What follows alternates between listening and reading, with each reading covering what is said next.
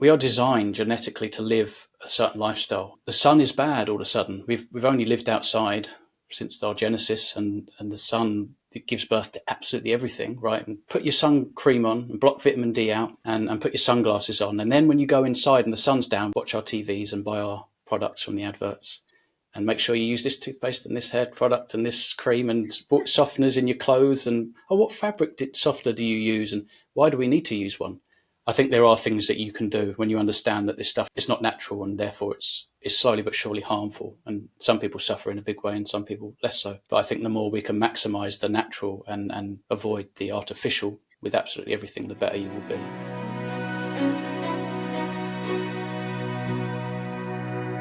So my guest today is a young man who has a name, Kent Carnivore. You can find him on YouTube.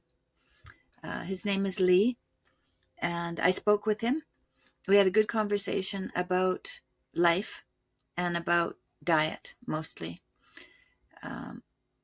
Lee studied at a performing arts school in Britain, and he was quite passionate about playing the piano, and I think he continues to, and I hope he does, because I think that he's gifted. He's gifted piano player. But at about 23 years old, he was diagnosed with colitis, and his health issues got very dire after that, and he had to have surgery. And since then, he's gone on a carnivore diet and now a lion diet, and he's found success in his health. And I wanted to speak with him. He's very articulate, and he really, when he learns something, he learns it deeply. And so he was able to speak to me about some things and help me understand more deeply this journey that we're on to find health and wellness. And so I hope you enjoy this conversation as much as I did. Welcome to my channel. Hey, Lee. Hey, how are you? Can you share a little bit about your life in Kent and how you got involved in music and the performing arts? Yeah, sure. So actually, I remember it was one of my first things that I just naturally gravitated towards. I remember being in a shopping mall and there was a guy sitting down playing the harp. I think it was The Land Before Time, the soundtrack. I'm trying to think of the name of that song now, but I've always loved theme music in films and stuff like that. And I heard this music and I was just like, wow, I wanted to take up an instrument. And then I heard a guy play the piano and that blew me away. And I was like, that's what I want to do. I want to play the piano. So I eagerly awaited the age where I could actually take lessons. I think at this place in Sevenoaks, which is in Kent, I think I had to be around 8 years old or something like that. And so I was about 6 or 7, and I couldn't wait to be 8 so I could learn how to play the piano. My nan bought me a small one at first, and I started getting on with lessons. But where I wasn't very naturally academic, I wasn't really naturally interested in reading music and the theory side. I just wanted to play, and my teacher quite quickly figured that out. And so he would give me like a poem, a book of poems, and I would pick a poem that I liked, and then he would send me home and I would write a piece of music to the poem. And this is the kind of thing we worked on. So he nurtured my strength, because I was never naturally very strong with reading music and things like that. My brain wasn't super mathematical like my brother. We're very, very different. I'm 5'6", and he's 6'2", and he's very, very smart academically. And so, yeah, we're very, very different in that sense. I was always naturally quite creative. And so I poured myself into that. That was my first love in life, and I play every day. Eventually, when I was a little bit older, it was quite obvious I wasn't really applying myself like I probably should at school academically. And if I was going to have any kind of hopes for a job, it was probably going to lie in something creative. And so my mum and dad, and my nan actually, they kind of looked around and tried to figure out where would I fit best. And there was this place called the Brit School, and this was in East Croydon, Selhurst Park. It's basically where Crystal Palace soccer, they play football there. It's very close to there. There was this Brit School of Performing Arts and Technology, and also one of my piano teacher's students had gone there, and he was a little bit like me. Wasn't very good at reading music and things like this, but really did well in writing music and playing and things like this. And so everybody was like, "Yep, you should definitely go." And I applied and I auditioned, and I got in. And it's quite a prestigious school in that it's very well known for producing a lot of talent, successful talent. I think as I went into the school, Amy Winehouse, Katie Melua, people like that, Kate Nash, they were coming out of the school. And so I was around about 4 years younger than people like Amy Winehouse. But it was a very new experience for me. I'd not really known London. I live in the countryside in Kent. So it's known as the Garden of England, lots of pasture. And, we'll have like a bus go past every half an hour or so. But you go up in London, it's kind of like every 10 minutes and there's always trains and all this kind of stuff. And so I learned a lot. I found me. It was interesting because everybody was a natural performer. They were all very extroverted, where I'm quite naturally introverted, I think.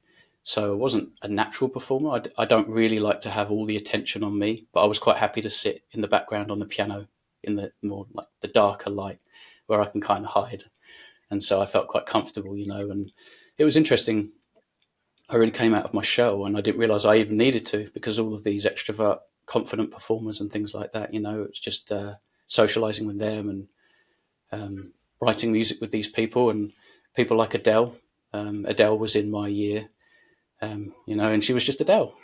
When you hear that word now, the obvious average person will be like, "Oh, wow, Adele," But to me, she was just She's very Adele, and cool. we'd often exactly, yeah. And even back then, very mature in the way that she looked and sounded, and she had this very, very mature voice, powerhouse voice. And we would play and practice in these little tiny recording and practice rooms, and she'd have to kind of like really hold back.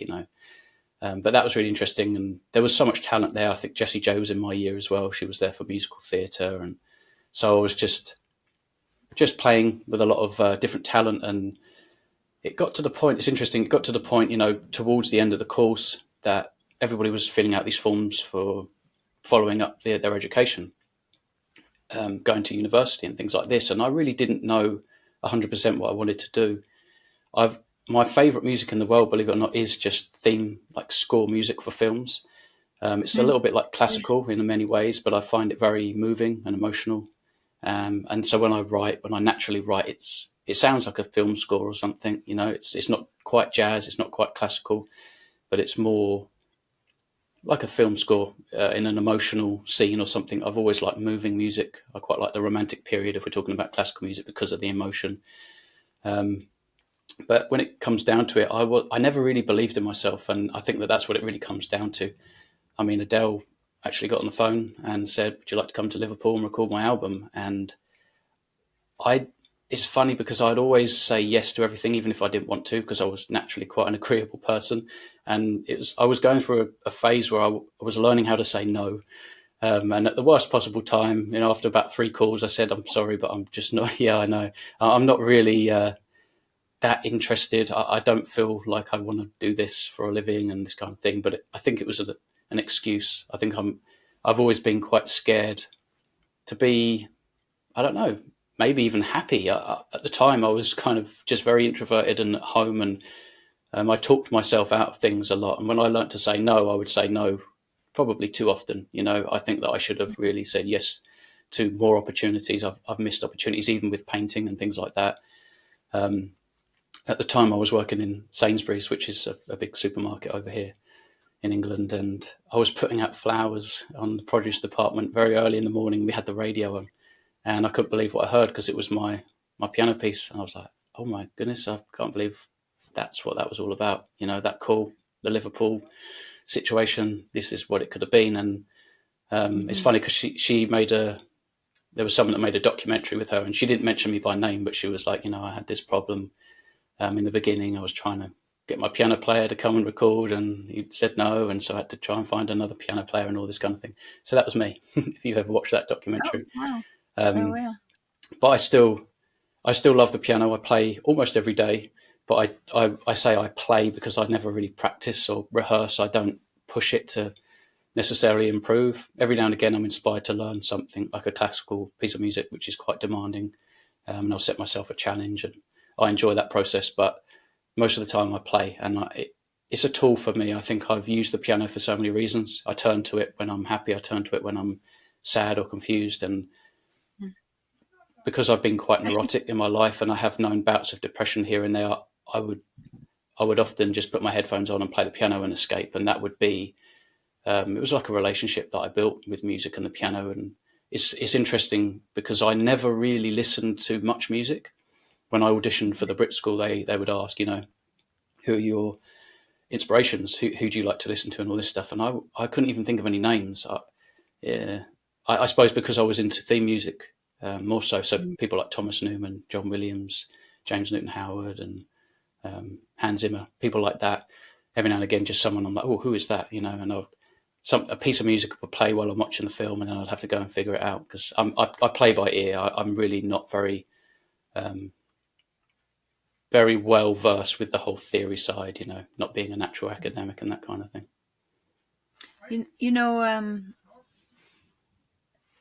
Fear of success is something too, fear of failure is something, but fear of success is as legitimate a fear as any other. Yeah, I would agree.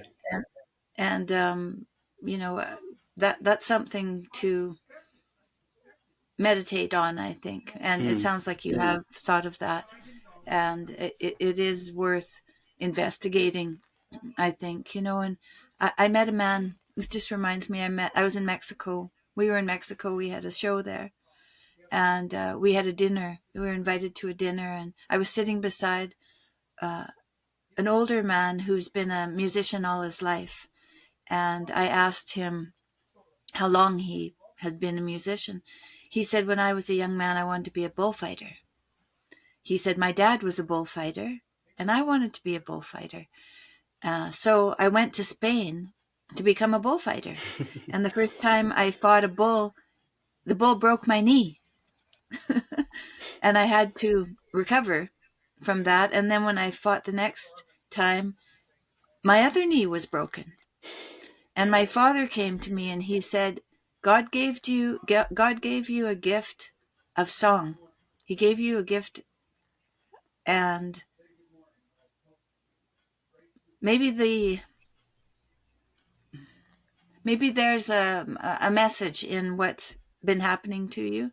And I would suggest that you not squander this gift that God has given you. And so then he began to sing, and he sung his whole life, and he became a famous musician in Mexico. And I thought that was a great story because we are given gifts, and it sounds like you have a gift.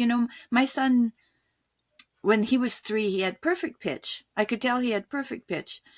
And I put him in piano lessons when he could barely even push on the keys. So he was only about 4 years old. He was very, very young. But I would watch him practice, and I realized he wasn't looking at the music. He was listening. He was playing by ear. And I thought, oh, my son plays by ear. My grandmother played by ear. That's a musician. Yeah, like you're a musician if you play by ear. If you have a natural ear, lots of people don't have a natural ear. They have to play by music. But you can hear it. So I think that's a gift and something to focus on, and maybe also to be grateful for and to pursue. So I hope that you do pursue your music more, because it sounds like you have the ability to succeed in that area. So that would be cool.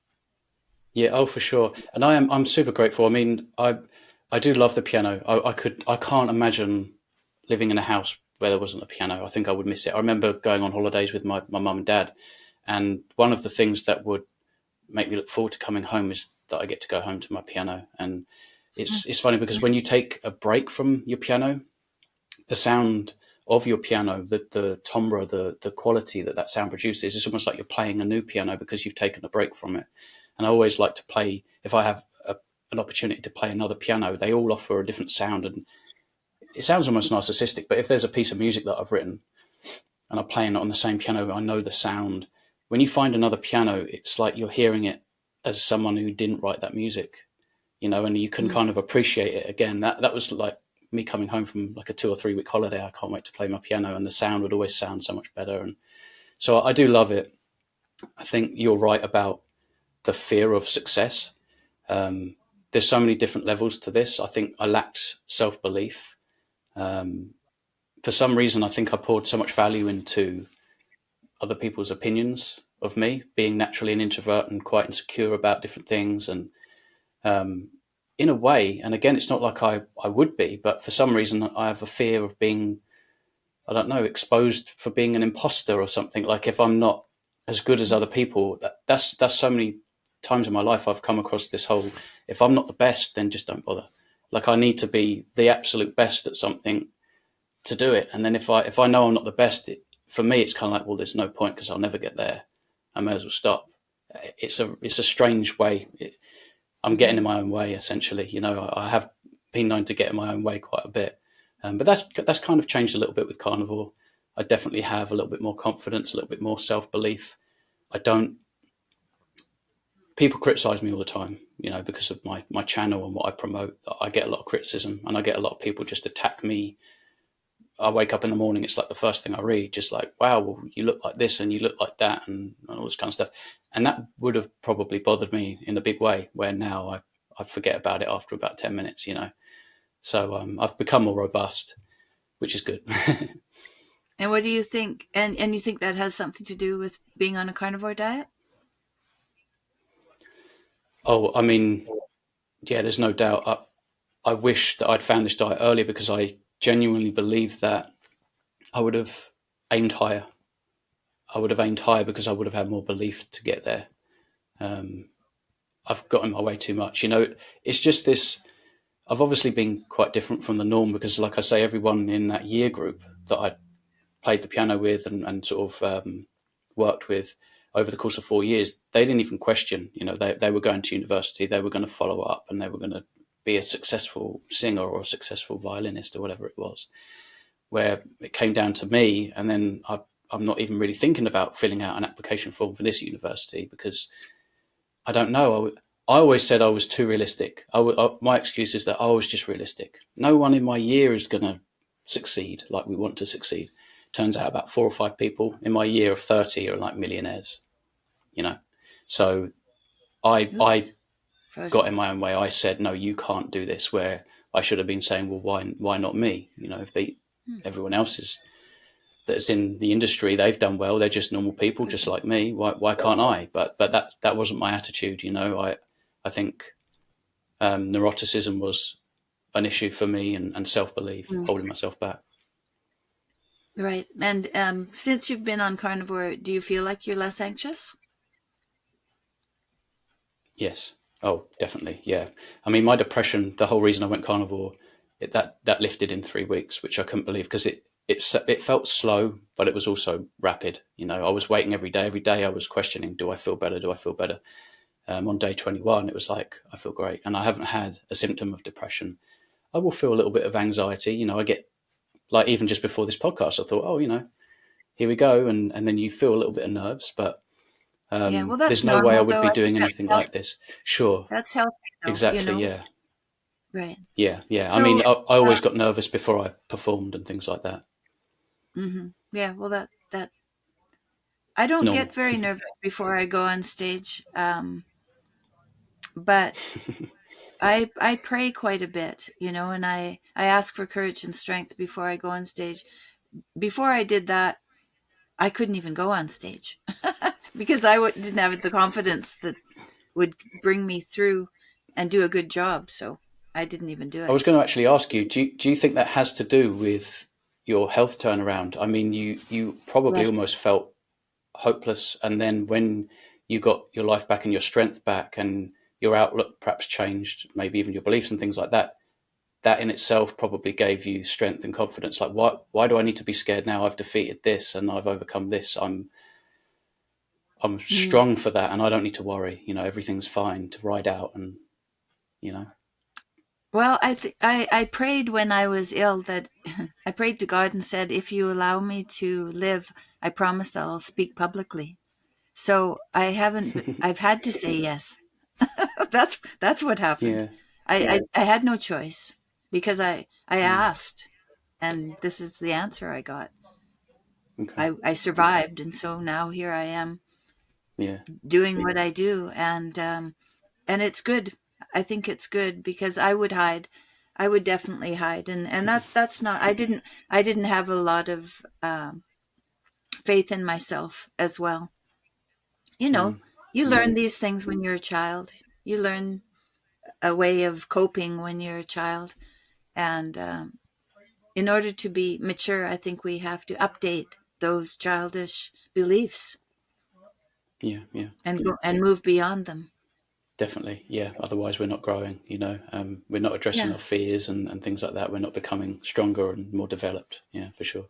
yeah, yeah, yeah. That's for sure. So, Michaela, you watched a video by my daughter, and you must have been searching at that point if you even looked her up.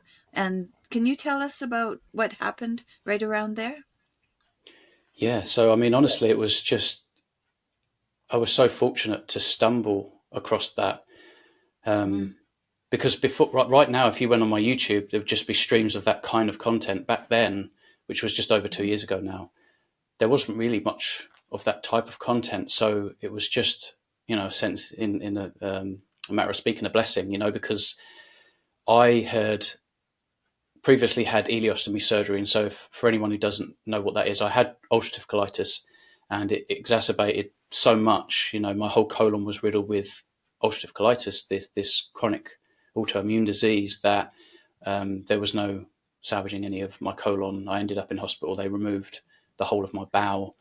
And so the last part of my digestive tract is my ileum, hence ileostomy surgery. It's essentially the last part of your small intestine. So I have everything intact all the way down to the last part of my small intestine. And as I was in hospital, I was okay.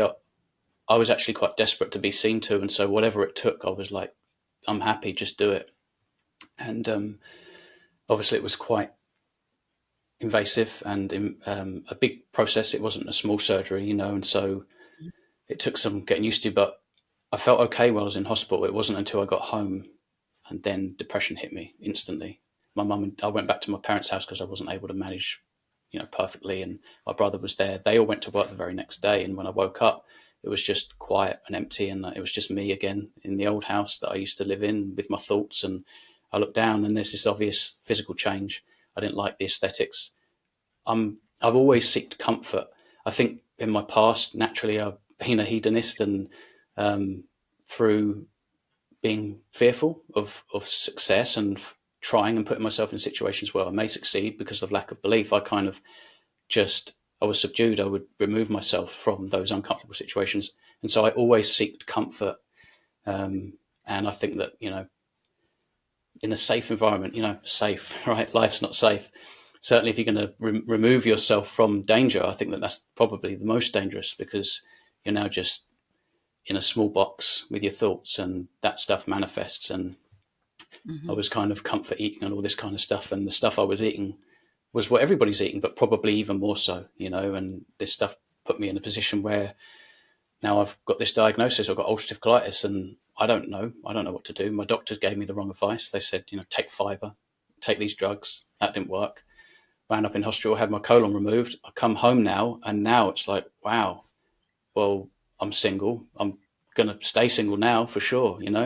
I'm not successful. Well, how can I be successful now? I've got to drag this thing around with me, this bag, and it kind of dictated my days. I can't just go to sleep or take a nap when I want. I've got to check to see whether I can because I need to maybe change or empty.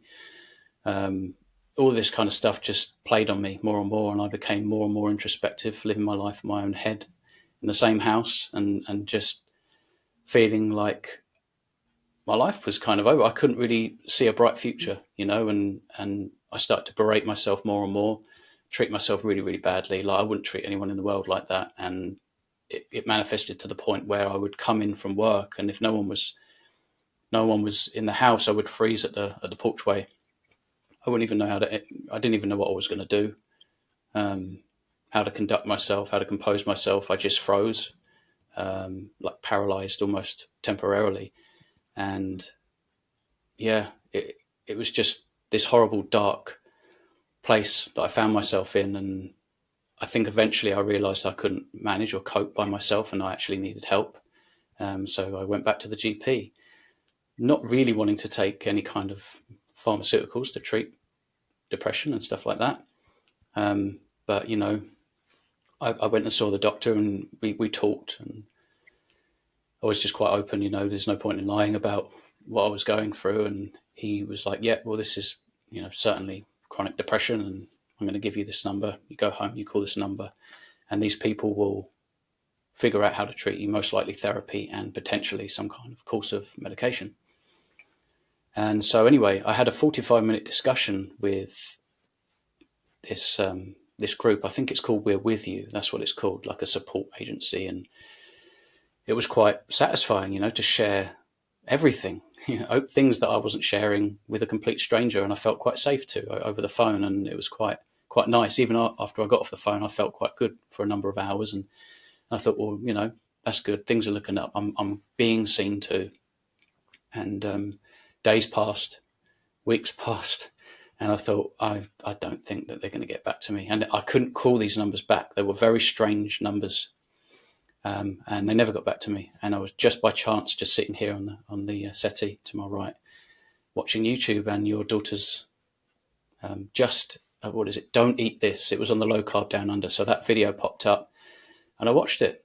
And it just blew me away. I couldn't believe what I'd just seen, considering the timing of it as well, because it's funny, you kind of wait almost for another answer or a clue. And sometimes these things, they just fall in your lap. And for me, I was sold. I wasn't even watching the video to question whether I was going to change something in my life or to try and treat my depression in some other way.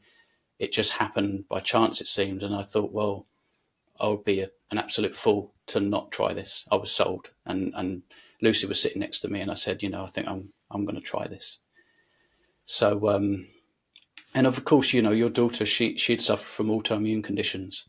She had suffered chronically with depression. And so I know that it wasn't me exactly. We've had different issues, but I was like, that's me. I have autoimmune conditions. I've been chronically depressed. I feel hopeless. And in that situation, you're willing to do almost anything, honestly, and that's what it was. I took this giant leap of faith. After your watching your daughter's video, there were a number of other videos. Obviously, with the algorithms, they start flooding in, and so I'm seeing all this kind of carnivore and ketogenic diet type stuff coming in. And I thought I knew a fair bit about nutrition. Turns out I knew very little. I thought that fruits and vegetables were where all the minerals were. It turns out that that's actually not the case whatsoever. And even for me at first, I think I'd tried the BBBE challenge, and so it wasn't a line diet. I didn't know to transition slowly either, which I think I got away with because I didn't have my gut. For most people, if they change too fast, the biome is forced to change quite rapidly. Can't adjust. You're going to get like what they call keto flu, different symptoms, where you feel a little bit run down because, well, the biota in your gut's not happy. You've offset the balance there, and all of a sudden it's kind of, whoa, very fast. You change it out overnight. I'm trying to figure out what to do. And so you go through this episode, and for me it lasted about 2 weeks where I just felt like I didn't have a lot of energy. I was quite tired, but so I found the BBBE and just committed, took a giant leap of faith. And my acid reflux, which I wasn't even thinking about because I was so chronically depressed, that went overnight. I've not had acid reflux for over 2 years. My skin started to improve because I've still got a lot of scarring. You won't see it here, but I've got a lot of scarring from acne and again, eating mostly plants, and all of that stuff just stopped. I had acne on my back, and that went in a week. And I realized I wasn't really sweating and suffering in the heat because it was around summertime. And I was working, and I don't know, I wasn't flustered. I used to go really red. I would burn instantly in the sun. And this wasn't happening to me. And after 3 weeks, I went to work, and I actually felt really good. Like for the first time in so long, I couldn't even remember. I just felt naturally good, very light. That's how I would describe it. It's like I had this rucksack of stress or something, and someone just, yeah, I'll hold that for you. All of a sudden I could navigate the world and feel like I didn't weigh anything, and everything was colored differently. It's like I had a new lens or something. And Amazing. yeah, it is amazing. Oh, I was waiting every day. Like I said, do I feel different today? I don't know. I don't know if this is going to work for me. And being a natural kind of pessimist and having a bit of a gloomy outlook, I was like, I don't think it's going to work for me. Day 21, bang, depression gone. And so I pulled over and recorded this Mm. in my van, and I couldn't help it. I don't usually do stuff like that. And at the time, I didn't have my YouTube. I just posted it on Facebook, and everyone was like, "Oh wow, really?" That most of them were like, "Is this real? Are you serious?" Um, yeah, so it's amazing. For 3 weeks to go by eating just a different diet to lift what doctors were going to try and attempt to treat with therapy and pharmaceuticals, which seem to lead to more issues. Because you become dependent, and then you become used to the dosage, and so they increase the dosage. And in my opinion, I think you're suppressing the issue. You're suppressing root cause, and we all know what happens when you suppress things. They come back with vengeance. And so I'm really grateful that wasn't the case. Yeah, there you go. I think when Mikhaila first started her diet, and she didn't know what she was doing. I mean, nobody knows what they're doing, right? You're Mm, trying something. mm, And she would try to introduce other foods, and it would take 3 weeks to recover. mm, Always. It was always 3 weeks to recover. And these experiments she was doing happened over and over and over again. Um, I can't exactly remember. It might have been at the time where she was doing a ketogenic diet, not before she actually went carnivore. But it mm, even may have been after she was carnivore that she continued to try other foods to see what happened. But it always took 21 days. It was mm. 14 days of real trouble, of mood. Her mood would be depressed, and she would have anxiety and sleep troubles, all kinds of different symptoms. And then at day 14, she would start to feel it lift. And then by day 21, she was always good. And so it's interesting that you say 3 weeks, That is when I, interesting. Yeah. it is interesting. I had arthritis in my knees. I couldn't walk up and down stairs anymore. I thought I was going to have to change houses because we had stairs in our house. And I had arthritis in my thumbs, and I couldn't put braids in my hair or just zip up my zipper. It was very, very painful. And I was just eating salad by then because I had celiac disease, so I had already given up almost everything. I was just eating meat and salad, and I gave up the salad in 2 weeks. My knees started to loosen.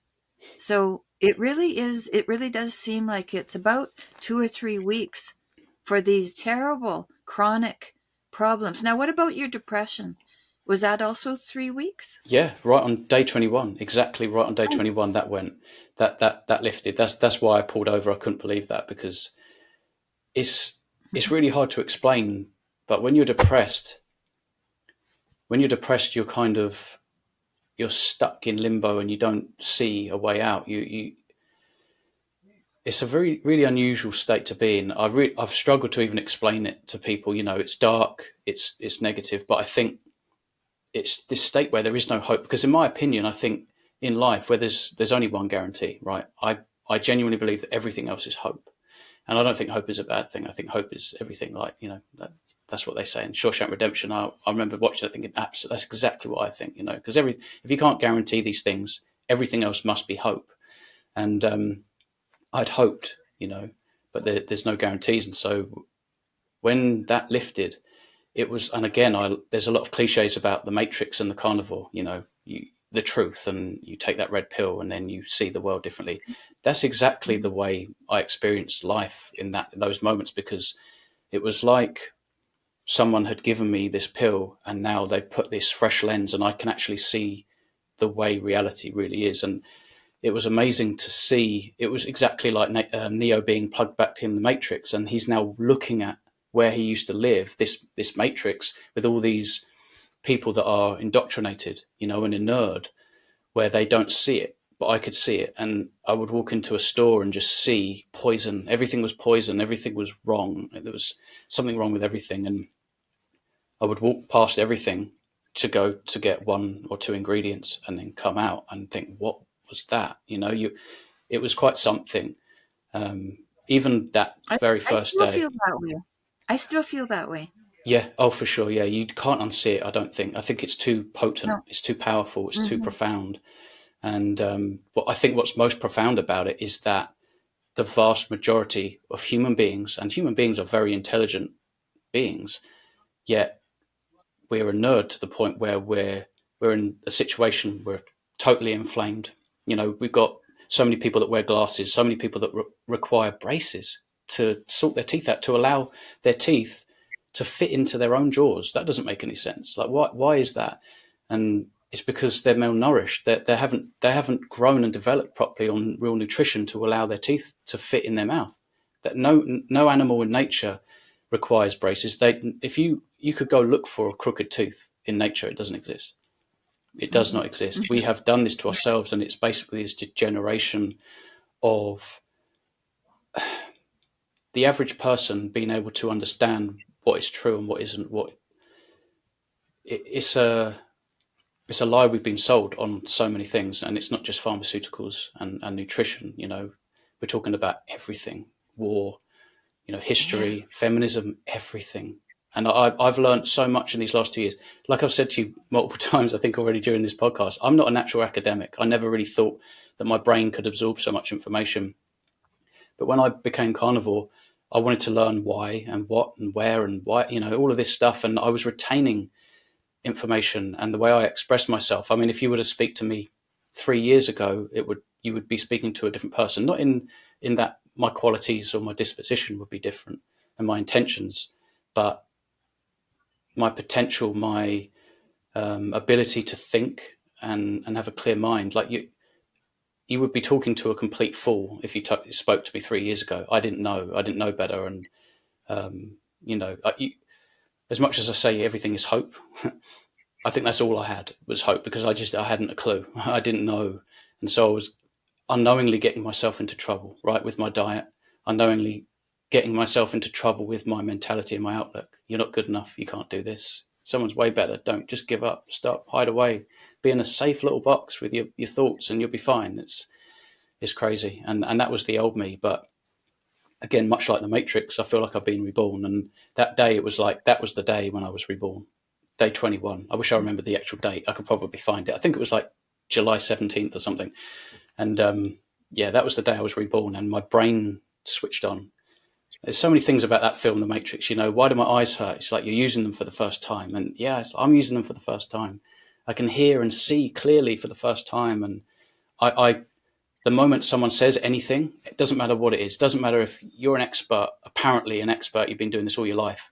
I question everything. I can't help it because why should I take value from a human being just saying something? They are just words that person's chosen to construct in that way to say something, but that doesn't mean it's true. It doesn't mean it's helpful or a force for good. That just because there's so many professionals out there that are poisoning society. Some of them intentionally, and some of them unknowingly, in like a confirmation bias type of way, and they're innocent. But I was innocent, and if I were to give someone dietary advice 3 years ago, it would have been wrong. Where these days, I think that if I was to give dietary advice to someone, it would be helpful, for that person. And so, yeah, it's quite something. That's quite a trip. That's quite a Mm, trip, and it sounds familiar to me. yeah, I think marketing. I wonder about marketing. It seems there's no real ethical underpinning to marketing, mm, and that has to be updated because the things that are being pushed are not always for the best, and that's not helpful. It's not mm, helpful. We like you said, human beings have such potential to yeah, be forces for good. But if we're going to be led astray, then our forces are going to be in the wrong direction, and we can't say just what the consequences of that are. mm, It's very, I was I was at a conference, Catholic, what was it called? Catholic Dynamic Women of Faith or something like that. mm, And I gave a little talk, and afterwards 250 women stood up to shake my hand. And so I was shaking hands with all these people. And finally, this one woman comes up and she looks strong, right? She looks, because everybody was kind of frumpy, you know, they were shaking my hand, but frumpy people, frumpy people. What I mean, you know, a little bit too fat and friendly, but not really awake. And this one woman comes up and she's awake and her eyes are bright and she takes my hand and she shakes my hand. She says, "I'm a carnivore. So's my husband and so are my children. Thank you." And walks away. And I thought, Amazon, you know, I thought different creature, like different. And that's how I feel we are now. We are, because we have learned something. We have learned to not go through the grocery store, to go around the outside of the grocery store and just get what we need and leave. And I rarely even go into a grocery store because all I do is go to the butcher. Mm. I go to the butcher, I get some meat, and I go home. I don't go to grocery stores, you know, and unless I don't even know why I would go to a grocery store. There's nothing in there for me, Mm. nothing at all. I look down the aisles, there's nothing there. And I think that's where all of the businesses are providing all of that stuff, and we don't need any of it. Yeah. That's radical. Yeah, you've nailed it. Totally. Yeah, you've just said, Yeah. yeah, if you think about that, all those businesses, all of those people that make money and all the different angles as well, that's not it. That's just one type of that product and someone else has thought of another way to do that product. And yeah, it's madness. It's totally like, I don't know about you. I mean, some people think this is a bit extreme, but I don't use toothpaste anymore because why would I use it doesn't make sense. What if you look at the ingredients in the toothpaste, we never had toothpaste yet. And you look at our ancestors, they had this lovely, perfect, robust teeth. Mm-hmm. Why would we need to go to a dentist unless we fell or we got into a fight or an accident? Why would we need to see a dentist? Because dentists, they thrive. So the point I'm getting at is much of the world is running and thriving on malnutrition, right? If you think Yeah. about the food that makes you sick, the pharmaceuticals that apparently treat, which they don't, you know, they obviously ignore root cause. You've got dentists, you've got all these products just to smell nice or to whiten your teeth or like mouthwash and these different things. And it's like all of this synthetic toxic stuff that's none of it's good for us. Even like rubber soles, we're not grounded to the earth anymore. You know, the earth has its own electromagnetic field and we're actually designed to be connected to that and be a part of that, you know, because we're So do you walk around with electrical bare feet? systems as well. Do you As walk much as around I with can, heels? as Yeah. much as I can outside, in here in the garden. There's this lovely park up the road here called Knoll Park in Sevenoaks, and I'll often go up without, you know, people look at me kind of strange. I had someone approach me the other day, and they were like, why are you doing this?" But like really, really interested. And I was talking about it, and they were like, "Oh, that's interesting. It sounds a bit hippie kind of thing, but there's a lot to it." I What think were you you're doing? just like doing jogging, running, and walking in bare feet, and it was actually a bit Oh, wet. It was actually a bit wet, but I enjoy it, you know. And when it's raining, I get the park to myself. It's humongous. It's not just. It's almost like Central Park. I think it's actually bigger. You've got all these okay. local deer, natural, you know, just grazing, and Mhm. a lot of pathways. You get some cyclists and things, but I like to go up there. I find it quite peaceful, and if I fancy doing some sprints, because that kind of thing's quite healthy, and you know, you can just empty your mind a bit and go up there and take yourself up there and just have a moment to yourself, you know. And in nature, you feel a little bit more connected with nature, and that's something that I've also experienced a lot with going carnivore. I appreciate the morning and the birds and the seasons and the weather and the cold. Like cold isn't a bad thing; it's a good thing. Embrace it. You know, it's raining. Well, that's beautiful. What's bad about that? You know, nature's beautiful. I think as much as it's harsh and brutal, there's a lot of beauty in it as well. And I've become, in some sense, more spiritual, if you like, with nature. Just the way it makes me feel. Um, but all of these inventions, you know, I even argue that the light bulb, I'm not saying that I wish that we lived in darkness, but the light bulb has confused us about what time it is, you know, because the sun's gone down, we turn all the lights on. Our bodies think, especially if you've got like these blue lights above you, as well as the TV and all around you and these devices, your body's going to think it's midday. You know, it's 10 o'clock Mhm. at night, you should have been asleep perhaps an hour ago. body thinks it's midday. Your circadian rhythm's out of whack. Your hormones aren't now firing the way they should because your eyes and your skin are accepting the wrong light. And it's something that I started doing actually, is getting up with the sun and just watching the sunrise, or at least gaze towards the east with that light. It's so beneficial for health, unbelievably. In what way? Because you're resetting your circadian rhythm, you're actually providing your body the potential to release and secrete the right amount of melatonin, all this kind of stuff. If you don't, there's basically this event, the AM light, if you like. There's a guy, Jack Kruse. I mean, you might watch Jack Kruse and think, I didn't understand any of that. And honestly, I understand maybe up to 10%. He's way advanced for me. But he talks about sort of the quantum biology and quantum level of things when it comes to health. He actually talks about curing metabolic health with just light. And he always recommends getting up with the sun, spend, as much time as you can outside, but sunrise, midday, and sunset. And it will reset your circadian rhythm. Your hormones will function at the right times in the right amounts. And that is a game changer, because if you think about it, obviously we eat food that breaks down nutritionally into chemicals, and those chemicals, they will signal certain hormones and things like this. Well, the light does the same. And if you think about the fact that light does control everything, it controls our food. It controls, well, we wouldn't have life without light. It's absolutely at the foundation of absolutely everything.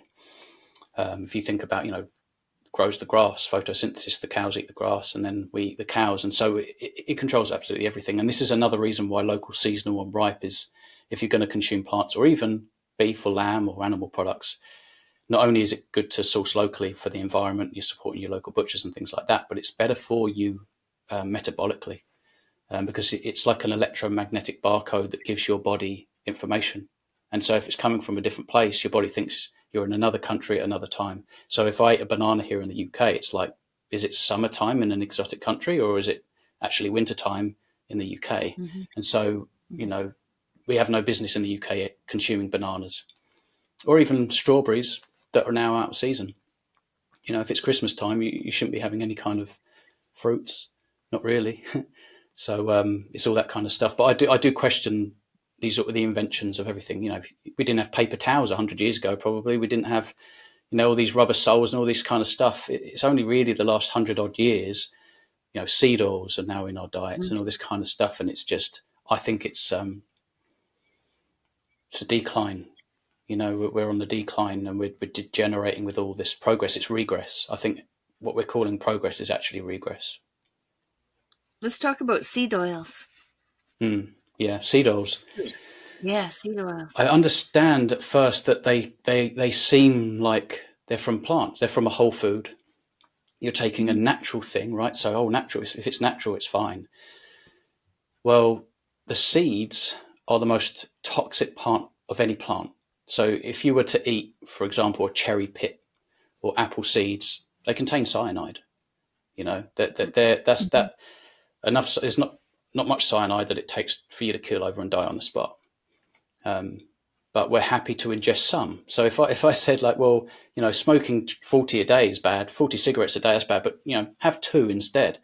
Well, 2's going to be bad. It's like whatever the percentage of 40, that's that bad, And so if you're consuming seed oils, and again, if you think of it ancestrally, how would we ever have the means to take all of these seeds and derive that much oil from the seed and drink that?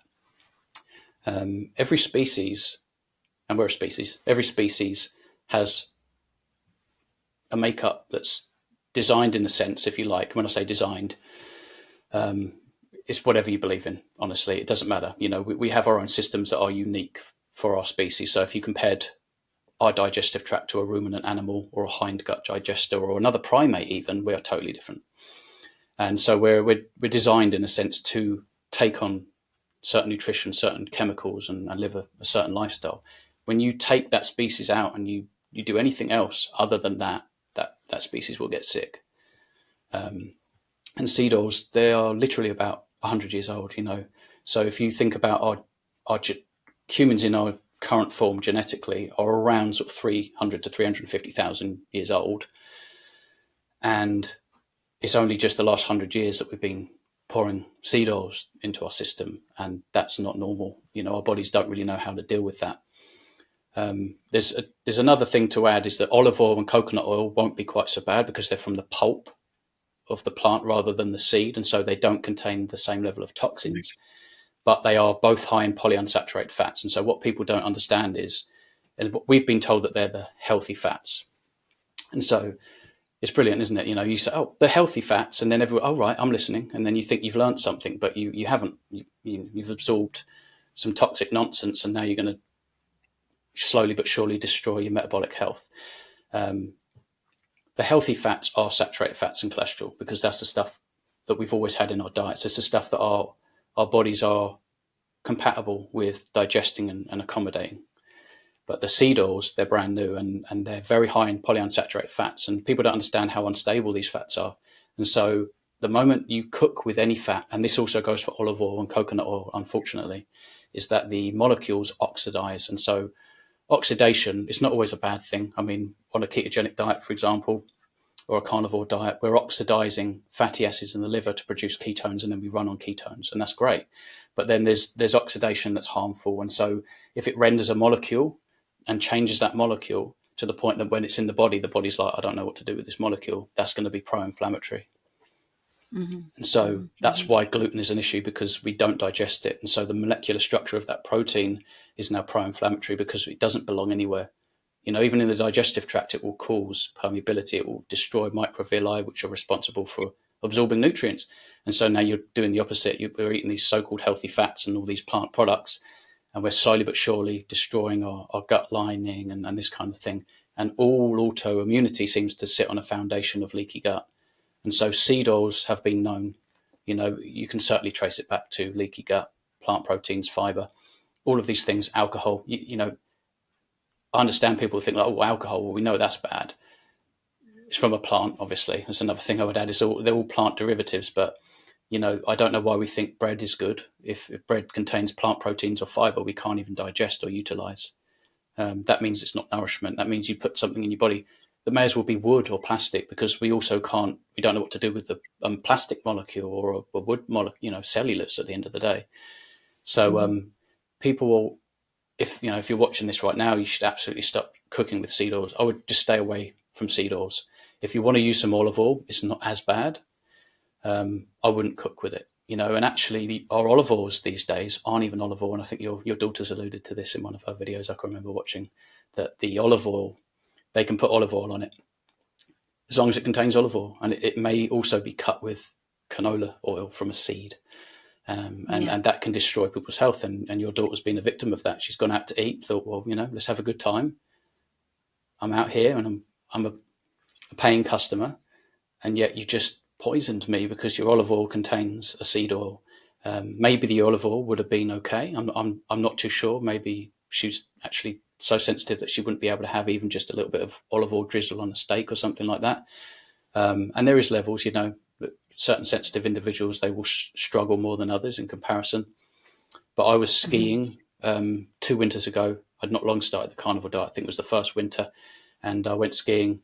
I was a little bit worried because I thought, well, I don't want to deviate. And anyway, I managed every single day, apart from one, when I asked the guy to either cook in butter or just clean the grill and cook it on the grill. And it came out, and it was so strange. I mean, I could see it. I could see that it looked different. The first bite, I was like, nope, this is different. And then for a couple of days, I felt this creasing in sort of like my mid-stomach area, just from probably a dripping of oil, that was sitting there on the top of the meat.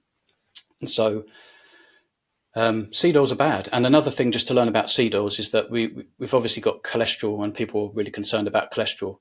It's not cholesterol that is the problem in of itself. It's why would that cholesterol molecule be deposited in your artery? And it would be because you've inflicted damage on your system. And the damage can be inflicted in a number of ways. Basically, eat something you're not designed to eat, and live a certain way, live a lifestyle that isn't suited for a human being. So, for example, if I just started living in the sea and never came out and ate nothing but plants, which we're not herbivores, right? I'm going to get very sick. If I started to work a night shift and sleep when the sun's up and try and live when the sun's down, I'm going to get sick.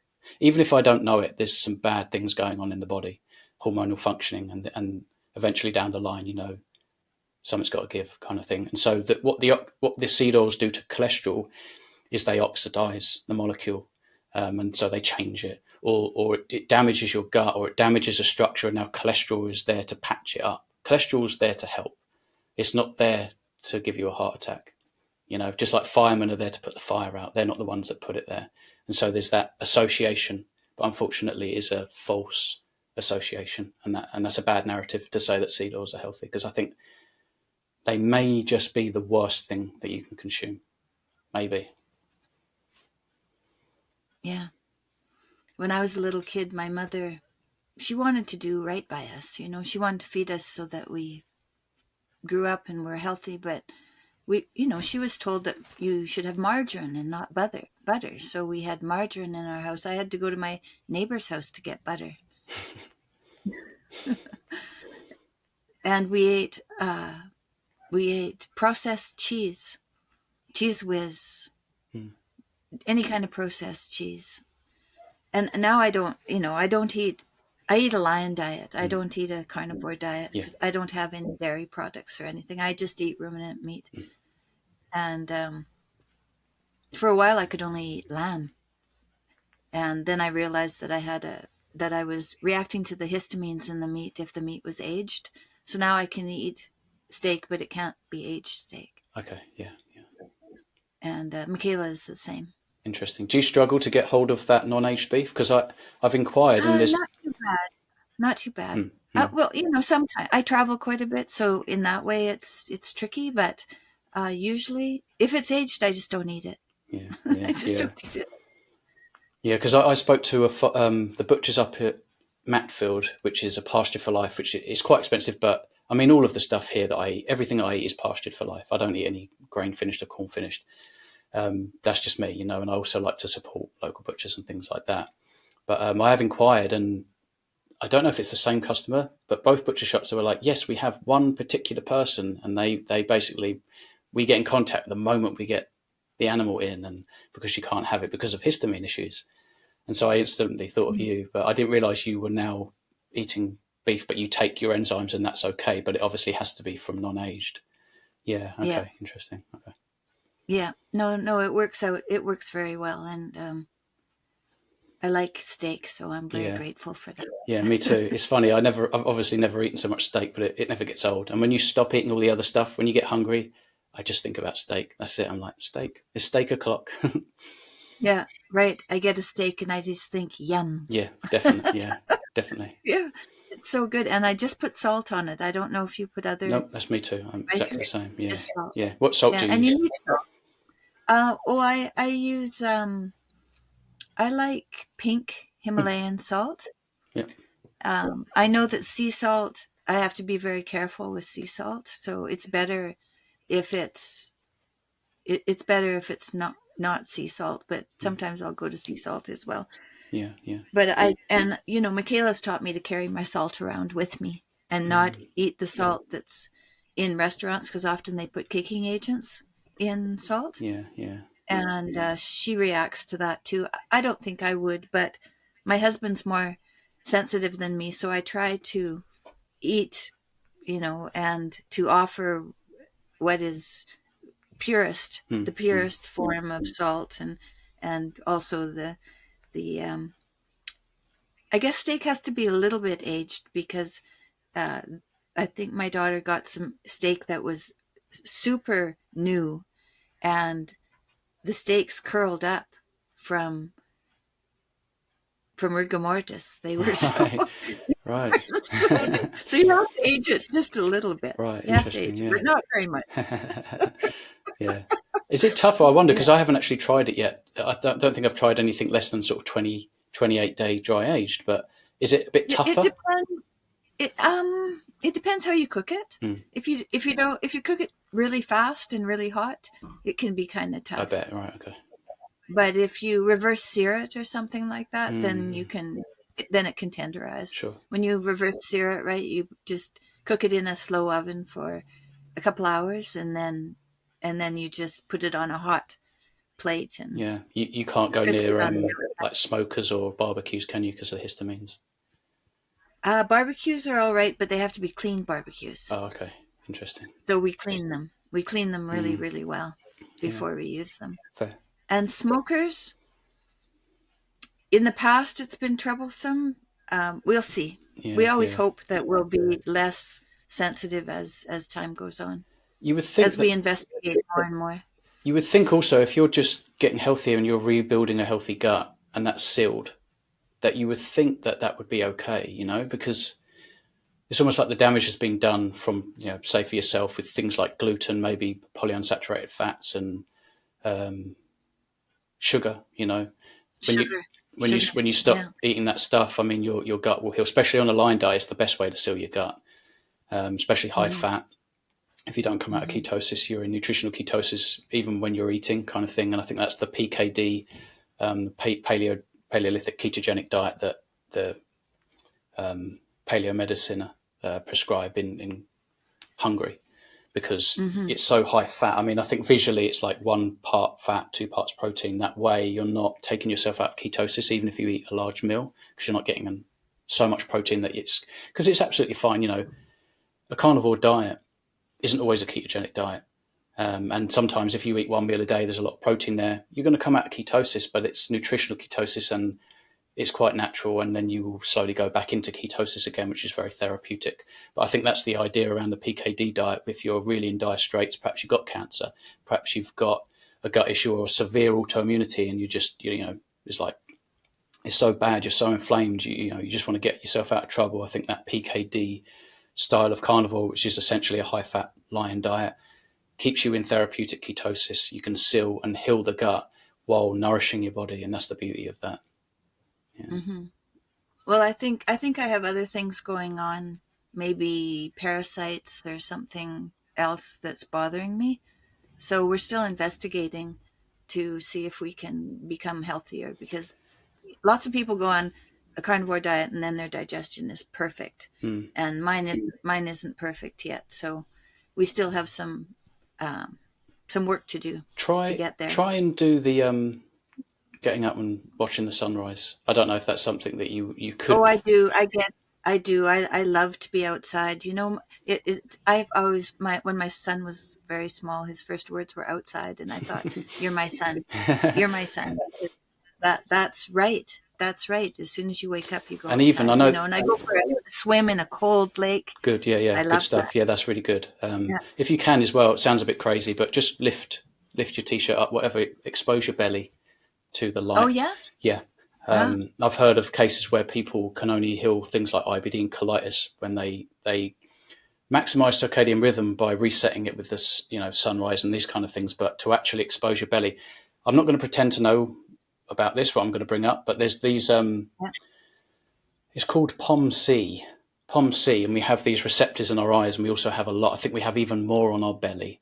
And Hmm. when light hits these POM cell receptors, miraculous things happen. Basically, you don't get that benefit from anything else other than the sun. And this is why a lot of people, they'll watch the sun and they'll be naked, or they'll just wear a bikini or shorts or something like that. If you're cold, embrace it. It's really, really good because you're depleting things like deuterium, which we would have naturally depleted with our lifestyle, grounding, cold exposure, like you're saying, getting in the lake. If you think that we would have washed in a cold lake, we wouldn't have warm water. You don't have warm water Hmm. with limescale and microplastics falling on you. You have this clean, minerally abundant, cold lake water. You're walking around with bare feet. The birds wake you up. You're up with the sunrise. You're down. Once the sun's gone down, you can't see much. You'll light a fire, but you still can't really see clearly. And after a while, you'll start yawning. You're tired. You don't, can't really stick around with this for too long. You're going to go to bed and you're going to get a good night's sleep. And then you wake up again when the sun comes up. And most of the time we were topless and, maybe covering certain bits up. But this is very beneficial. Not only is it good for, synthesis of vitamin D3, which is also via cholesterol, by the way. Vitamin D3 is a hormone and we synthesize it out of cholesterol. But that happens with the sun, and we also get nitrous oxide. It's all very important, this stuff. So diet's one thing, but for maximum results, you definitely want good circadian rhythm. You want to get proper light exposure. You want to minimize and avoid the isolated blue light exposure. And so when the sun goes down, dim the lights, iris on your Mac, or a soft, an app that blocks the blue light from your phone. I would advise just don't have any technology in your bedroom, and then when you go to bedroom, that's where you sleep. Mm-hmm, But all these mm-hmm. things can really help. Yeah, yeah. Nitrous oxide in your mouth. So toothpaste can get rid of the nitrous oxide in your Right, there you mouth. go. Yeah, yeah. And so you're supposed to swish water and in when you first wake up, swish water and swallow to absorb the nitrous oxide. Right, But toothpaste without fluoride.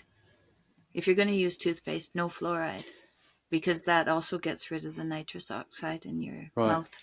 But the fact you get, again, if you think about it, historically and ancestrally, we would never put something like that in our mouth. Like this toothpaste, but whatever the ingredients are, it's totally unnatural. And I don't know about you, but since going carnivore, I don't get the amount of plaque on my teeth. I actually clean my teeth when I eat a steak. When I bite into a Mm. steak, my teeth are clean. Mm. I brush them once a day with water, and that's it. And I just lightly brush. But the reason why people have dental problems is sugar. That's it. And Yes. and and I think if you think about, if it's bad for the teeth, it's not good for anything else. If it can't make it past the very first part of your digestive tract, why would it be good for anything else? And so Right. same goes for mouthwash. I mean, that's even worse. It's just this sticky stuff. You're supposedly rinsing and spitting it out, but now it's just coating your mouth, and all this bacteria comes along and feeds on it, and it's no good. I've even been told by a dentist, don't use mouthwash. But if Oh they yeah. knew Well, better, my they dentist makes mouthwash in a way to not harm your mouth, because she said mouthwash is just terrible for your system. bicarbonate of soda and things like that, perhaps kosher salt and Oh, different I things. can't remember what she puts in it, but it's a very um, simple. It's a very Mm, simple concoction, but it doesn't have all the other ingredients in it that yeah. usually is in, and it's not flavored. And Flavored, yeah. there's No, why probably would, sugar. There's isn't it? probably sugar in mouthwash. We're I supposed to don't know. enjoy that few seconds of mouthwashing, but even they put the flavour in there. Oh, that was nice. It's Yeah, nuts. It's yeah, yeah, absolutely nuts. yeah. Well, that's marketing, isn't it? Yeah, yeah. Yeah, advertising. Advertising. I studied advertising for a semester, and it was very interesting, I thought. But and I could see developing stories that were compelling to people. I also was taught how to sell in a way that would I could tell a story to someone, and I could weave a story for them that if they bought my product, then their life would be so much better. Mm. But if they don't buy my product, then their life, and I could see them start to sweat. And I thought, oh, I don't want to do this. I don't want to do this. But that is what's done to us. We're given these stories so that we feel that we must have whatever it is that they're selling for our lives to be improved. Um, and and they've spent their livelihood figuring out how to convince us of those stories.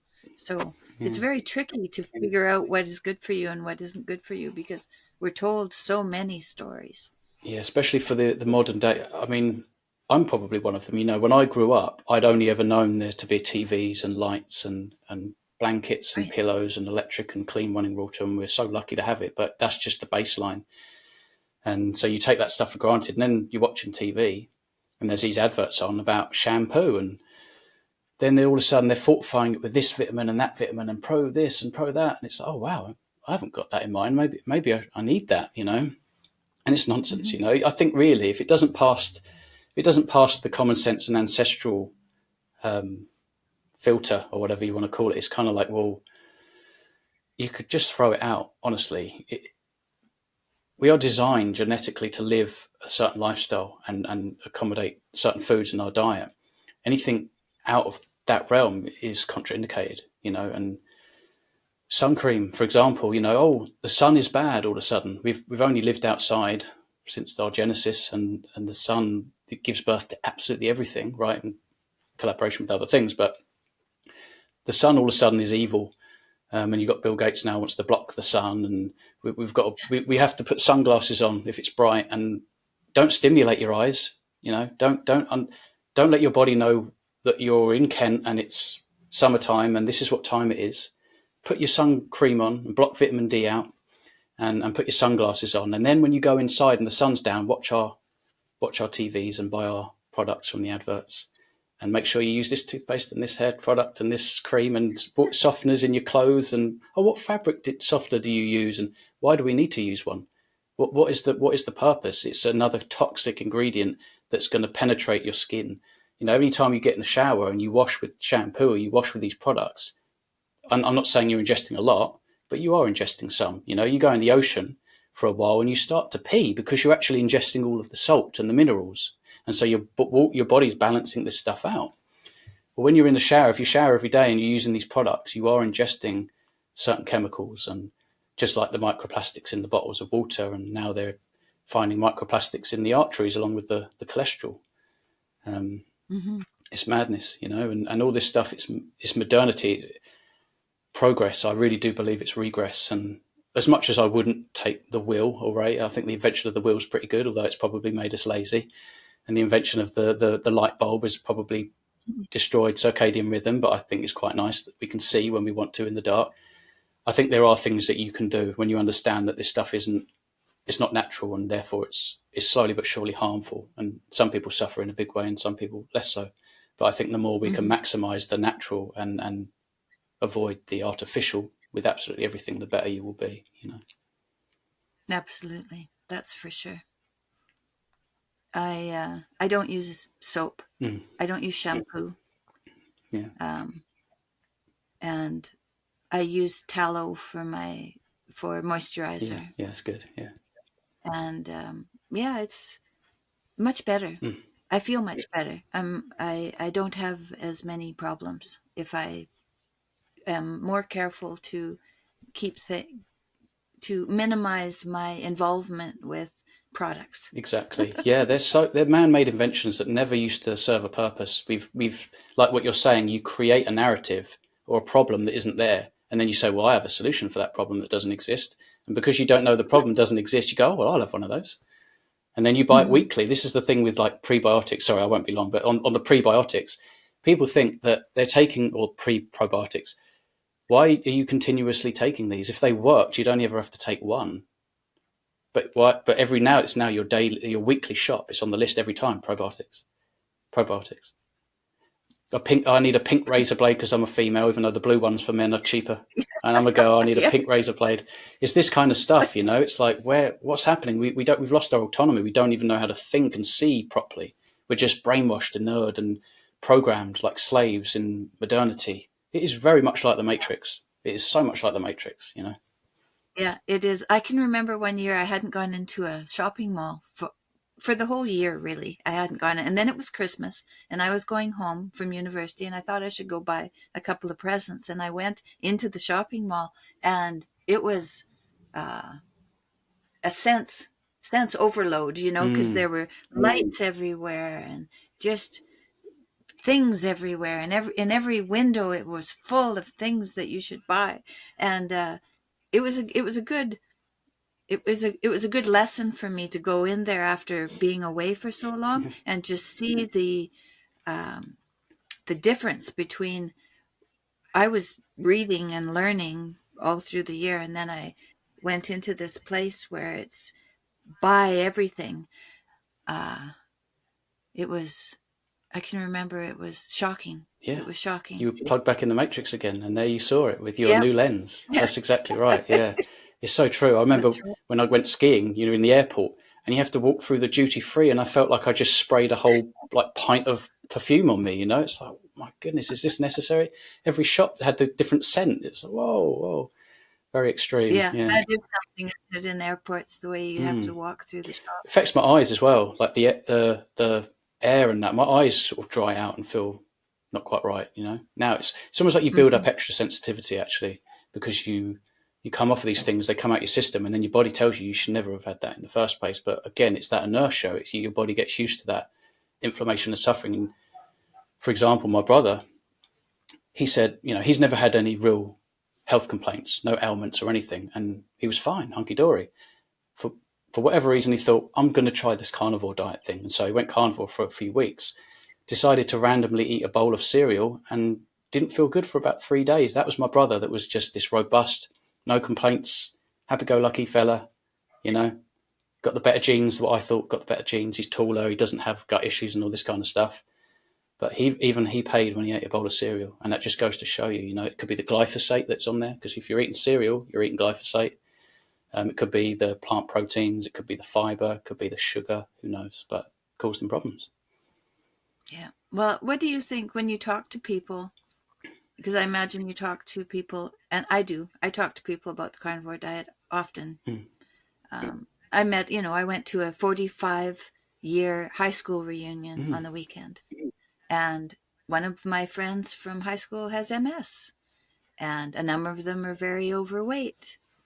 And, they were interested in my diet because I looked just like I did when I was Yeah, 18 yeah. in some ways, and so they're wondering what I had done.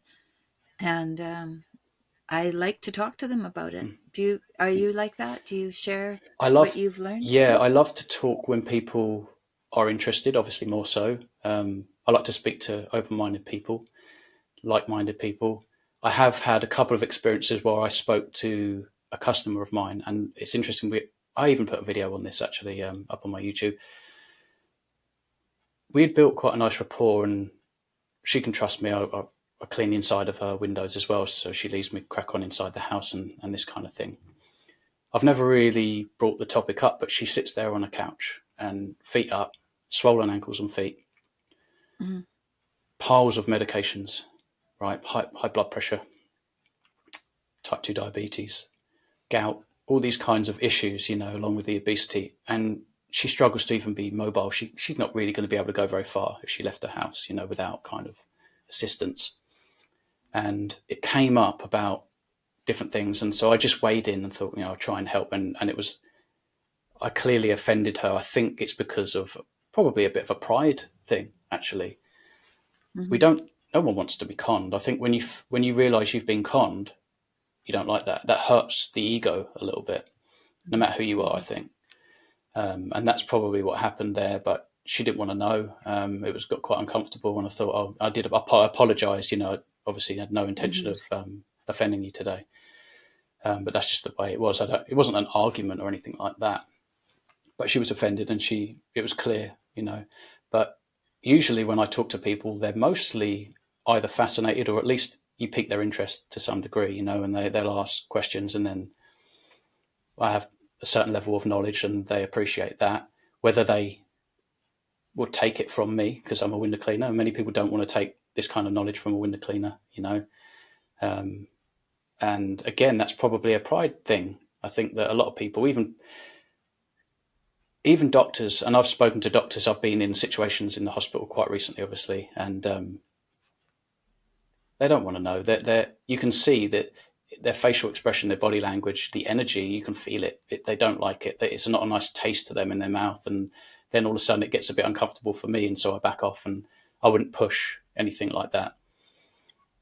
But yeah, there's certainly conversations. I've had very interesting conversations with random people at the butcher's or in the past where I got some raw milk. I know you don't do well on milk and things like that, but you get some interesting characters down there because they're traveling there for the purpose of sourcing raw milk. You think, right, that you've obviously learnt something. You're obviously on one wavelength here with things. Perhaps we can connect and that kind of thing. And often we really do, and they'll teach me some things and I'll teach them some things. But I think for the most part, most people don't really want to know. And I think that even if they seem interested and you think, that was a good conversation, I think that they forget about it pretty quick, or they'll hear someone like a doctor say something that sort of supposedly debunks what I've said, and they think, well, the doctor's smart, the doctor's someone I can trust, he's a teacher, I'll learn from him, and that's basically what happens there. But I've been down to the doctors, and they want to put me on, say, statins because I've got very high LDL and things like that, but they don't even understand what cholesterol is, which is fascinating. When you ask your doctor what do you think cholesterol is, they probably can't even define it, which is worrying, because they want to lower it. They're mandated to lean on you to say you need to take a statin because your LDL or your total cholesterol is however high. As soon as it reaches a certain level, they are now robotic in the sense that they have to prescribe you this drug or say a sentence. That it's just basically this system, and I don't even think that they understand why they're saying it. Half the time they're going on Google or they're getting that big book out, and then then they sort of respond to whatever issue, whatever problem you're talking about. But they're happy to prescribe drugs and things like that, but they don't know what they're talking about. Yeah, I don't know. Good and bad with people, depending on the individual. When we're talking about this kind of stuff, How eggshells. much cholesterol is in the brain? Do you know? Oh, how much cholesterol is in the brain? I've As heard a that it's percentage, mostly made out of cholesterol, I like think 75% cholesterol. I Do you, think the most cholesterol is in the brain. Although every cell in our body, trillions, is coated in a membrane of cholesterol. So it's every cell in the body. There's not one part of the body that doesn't have or require cholesterol in some way, if you know what I mean. I don't know percentage-wise what makes up the brain. I know it is mostly saturated fats and cholesterol. There is also docosahexaenoic acid, which is DHA, which is your marine omega-3 fatty acids. So they're essential, right? But we absolutely need to consume those. They only really exist in animal products in that form, DHA. That's mostly do found you in. eat fish? I eat a bit of fish, so I have like mackerel once a week, or I'll have lobster, something like that. That's got a bit extra DHA, but you'll be happy to know that lamb is very robust with its DHA. It's got a good DHA profile, and if you're eating that every day, you would never have to worry about your DHA. I But eat lobster. yeah, that makes up about 20% of the lipids in the brain. I do know that, docosahexaenoic acid, which is very important. Yeah. And again, in plants, you get ALA, so alpha linoleic acid, which isn't the same. The body will try its best, obviously, to convert that into DHA and EPA, but it doesn't do very well whatsoever. I think at most, if you're blessed and you do it very, very well, you might get 5%, which is not enough. And for most people, it's less than 1 or 2% DHA. Where if you eat lamb, you eat pastured eggs with the egg yolk, you eat some fish, wild and this kind of stuff, you're going to get it in abundance. And there's another thing as well, that our lifestyles often deplete this stuff, just like we don't deplete deuterium because we're not adapted to the cold. We're not in the sun as much. We're not, when the sun goes down, no more light, and all this kind of stuff. We're not depleting deuterium. What we're also doing is actually depleting DHA through doing the same things. So more reason to live that more sort of natural lifestyle as well. But I'm not sure actually with the brain with cholesterol. All I do know is that the brain loves ketones, and through saturated fats, we're nourishing the brain not only with the right fuel source but also the right nutrients, which are all found in lamb and red meat and animal products. I heard the heart also is very fat, ketone happy. Yes, yes. That's how it runs best, is with ketones. Yeah, for sure. I mean, it's only really red blood cells, parts of the kidney, I think testes, and parts of the brain, maybe 20% of the brain, that requires glucose. The brain may even run on lactate more than glucose, it may seem, but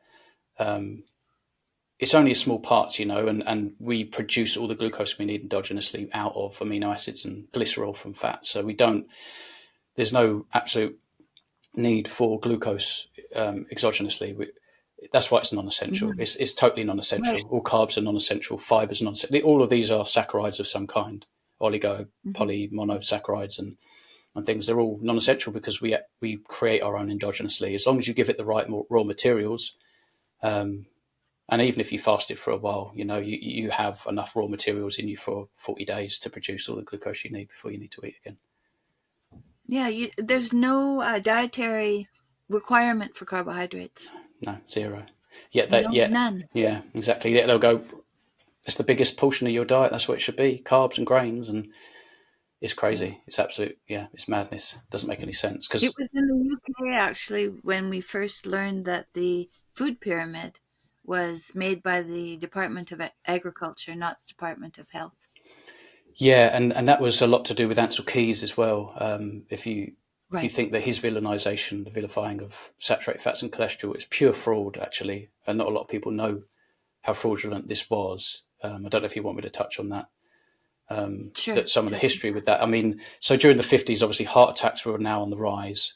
You had Ike, President Eisenhower, he died, I think it was 67, 68, 69 or something like that. But this, leading up to these points, heart attacks seemed more prevalent, and it was a bit of a concern in society, and all these scientists were trying to figure out how to resolve this issue. And on one hand, you had sort of the American physiologist that was villainising saturated fats and cholesterol, and then we had the British physiologist John Yudkin, who was saying, well, no, I think sugar is the main culprit. And essentially what happened is Ansel Keys, who I think was an expert in fish physiology, so it was a bit strange that he came up with the K rations during the Second World War with this little convenient bite-sized meal that fit in your pocket along with 4 cigarettes, because even cigarettes were healthy back then. It just goes to show that all these things can run course, and we find out the truth behind it. But he was villainising saturated fats and cholesterol because, well, that's what's in the arteries. There's no sugar in the arteries. It's the cholesterol. And so we need to replace animal fats, meat, butter and cheese and all this kind of stuff. The stuff we've eaten since day one, that's all of a sudden the problem. And we need to substitute that with plant fats. And so vegetable seed oils, which is brand new in the diet, really, very, very inflammatory. And along with other things, plant butter substitutes for, like margarine and things like that, which is like you may as well eat antifreeze or something. It's so bad. And yeah, so basically what happened is now omega-3 to omega-6, the ratios are now the wrong way around. We want omega-3 to be higher than omega-6 always, which if you look in any animal product, I'm not saying that that's necessarily the case, but you're getting it in the right ratios. When you start to consume lots of vegetable plant fats, which are supposed to be the healthy fats, you're going to offset this balance, and we're not designed to deal with that. So anyway, Ansel Keys, he came up with a diet heart hypothesis that sort of kind of suggested that this was the issue. I think it was 1958. He devised his 7-country study. Sorry, and he drew this perfect graph with this very convenient curve that showed sort of on calorie terms. I don't usually speak in calorie terms, but for the sake of the argument, calories from fat on the bottom, and then these countries on the left. And the more that these countries consume the fat, the higher their incidence of heart disease and coronary heart disease and things like that. But it was a 22-country study, and he took all these other dots that showed no correlation whatsoever. He just took them out and said, look, this is yeah. And so it was pure fraud, absolute fraud. This is common knowledge. Well, actually, it's not common knowledge, but you can find it. There's lots of data on this. It's the truth. It's come to light now. And basically, I'm trying to think now, the nutrition board, it was kind of like a committee as part of the American Heart Association. These were the people that were speaking on heart disease at the time, and everybody was just listening to them. He got on the nutrition committee, and then they came up with the guidelines along with the Department of Agriculture and all this kind of stuff, because it's all about money. These again, this is not a conspiracy. I have a video that I made about this, and I'll link the paper in the description.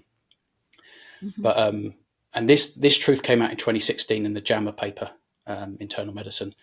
And essentially what happened is that the sugar industry paid and bribed 3 Harvard scientists to cover up what they have seen with the real science and the results, to basically say, well, sugar's not a problem, cholesterol and saturated fat's the problem. This has shaped, much of our guidelines. And Ansel Keys, he's probably the most influential nutrition scientist ever, and that message has probably been the most influential message, and still is. If you ask random people on the street, is it a good idea to eat an abundance of saturated fats and cholesterol?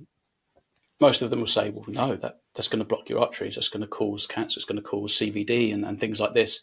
And it's so far from the truth. It's the other way around, that these people have done multiple studies that show the complete opposite, but because it didn't fit their agenda, they just went hush hush and just hid it.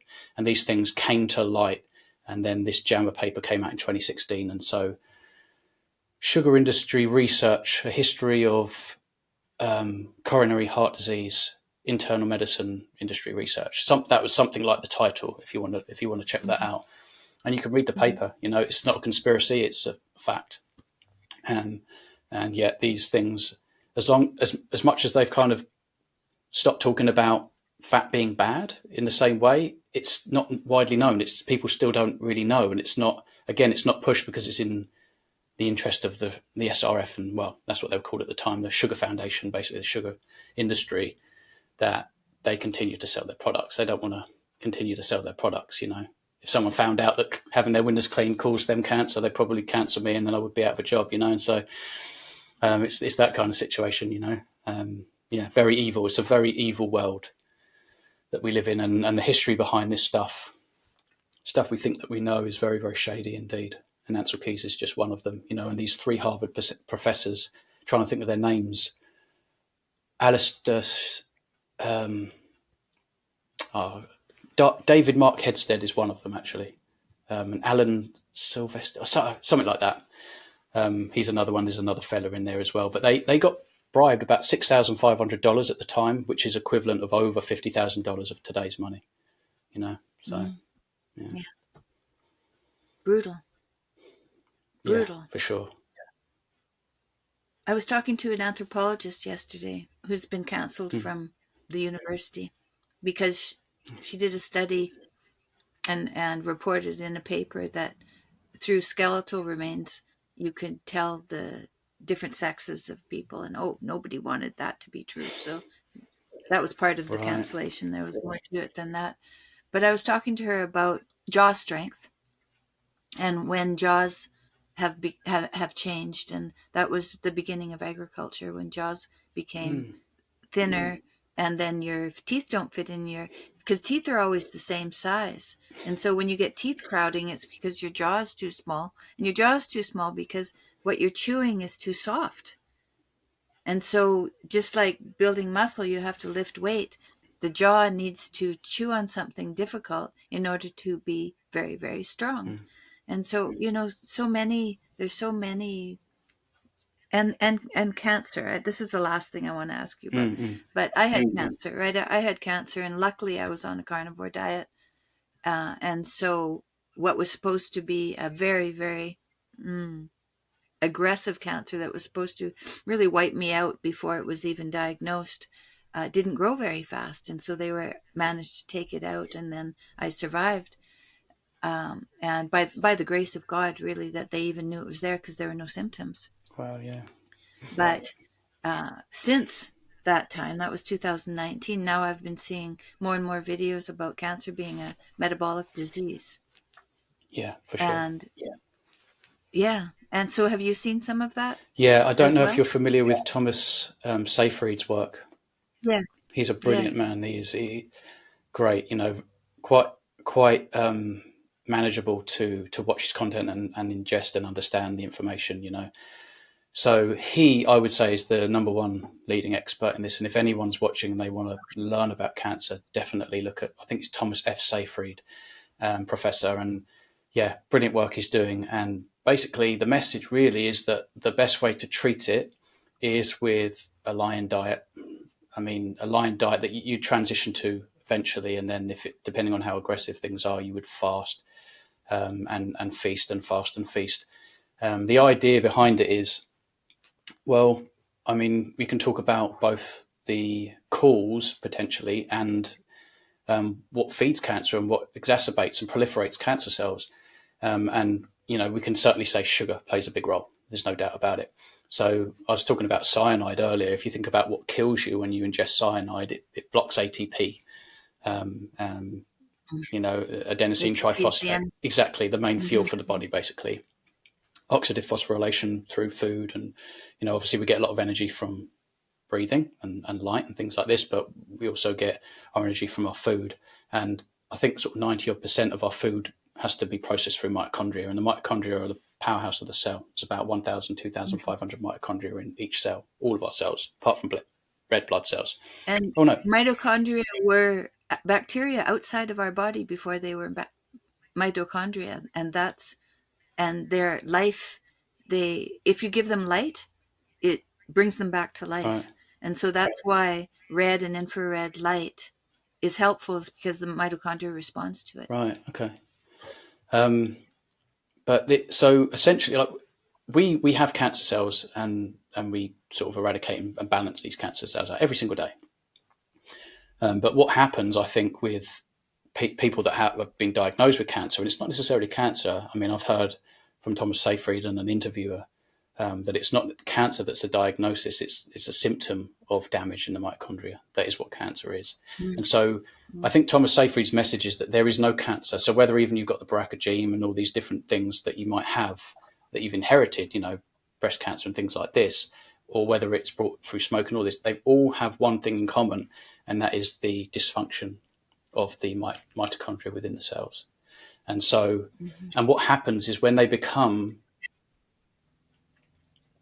like damaged or corrupt, they then fall back on this ancient fermentation process because the mitochondria can't produce the energy that it was producing because it's damaged.